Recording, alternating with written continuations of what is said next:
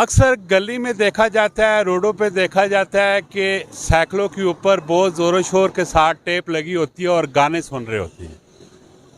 ये मस्त मलंग से लोग होते हैं, इनको लोगों की कोई फिक्र नहीं होती है, ये हर पल अपना एंजॉय करते हैं। अभी इसी तरह हम रोड पे जा रहे थे तो एक भाई साहब हैं, वो भी मोटरसाइकिल पे बड़े लाउड स्पीकर के साथ गाने सुन रहे थे और मज़े मज़े के गाने सुन रहे थे। सबसे पहले तो इनसे पूछते हैं कि ये काम क्या करते हैं। जी अस्सलाम वालेकुम। वालेकुम सलाम। भाई ना की है? अली हसन जी। अली हसन की काम की करने हो? कबाड़ दा करी दा जी, फेरी शेरी लाई दी, मजदूरी करी दी है। तकरीबन डेली कितना कुछ कबाड़ ना काम तुसा ना इकट्ठा हो बई ने?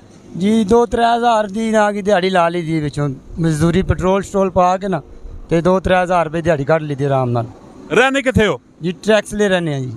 टैक्स ले रहने हो ते इस 2-3 हज़ार रुपये नी जेड़ी सेल करने हो, इस विच बचत कितनी हो गई नी? इस बचे जी ना कि 700-800 हज़ार रुपया मजदूरी निकले आंदी। ते पेट्रोल शुल्क जो पूरा होना है? पेट्रोल बाद जी ना कि निज़ाम चलता है 200 का पेट्रोल पे पवाई दा ते बकाया ना कि जेड़ा कोई निज़ाम 500-700 बच जांदा, बच्चियां दा खर्चा पानी निकले आंदा है। कितने बच्चे ने? एक पुत्र है जी। एक पुत्र। शादियां कितनियां? इको शादी जी। और मैं दसो कि जरा तुसा मोटरसाइकिलों ने उत्ते टेप लाई भी होनी है, जी। अक्सर गाने शाने लगे पे होने, सही जोरों शोर लगे पे होने, ठीक है, इसकी कोई खास वजह, कोई खास रीजन है? नहीं सर, ना कि सिर्फ अपनी एक मौज मस्ती दे ना सफर हो जाता है, मौज मस्ती दे विच सफर तय हो जाता है। कदे किसी लोगों ने फिक्र की, पब्लिक ने परवाह की, या सिर्फ अपनी मौज मस्ती विच लगे रहने हो? नहीं जी, ना कि अपनी मौज मस्ती भी करी दी है, पब्लिक की फिक्र सानू को नहीं होती है। पब्लिक की कोई नहीं होनी? नहीं होती। क्यों? शर्म शुरम आना है? शर्म शुरम ਤੁਹਾਡੇ ਸਾਹਮਣੇ ਜਿਵੇਂ ਤੁਸੀਂ ਜਾ ਰਹੇ ਹੋ ਇਸ ਤਰ੍ਹਾਂ ਹੀ ਗਾਣੇ ਸੁਣ ਕੇ ਲੋਕੀ ਸਾਨੂੰ ਕਹਿ ਦਿੰਦੇ ਨੇ ਵੀ ਤੁਸੀਂ ਗਾਣੇ ਲਾਏ ਨੇ, ਬਹੁਤ ਮਜ਼ੇ 'ਚ ਜਾ ਰਹੇ ਹੋ। पब्लिक वेख के कोई ऐसा नेगेटिव रिएक्ट करनी है? जी नहीं, को नहीं है। पॉजिटिव करनी है? नहीं, को नहीं है। नहीं भाई, अच्छा महसूस करनी या बुरा महसूस करनी? सब महसूस कर दी है।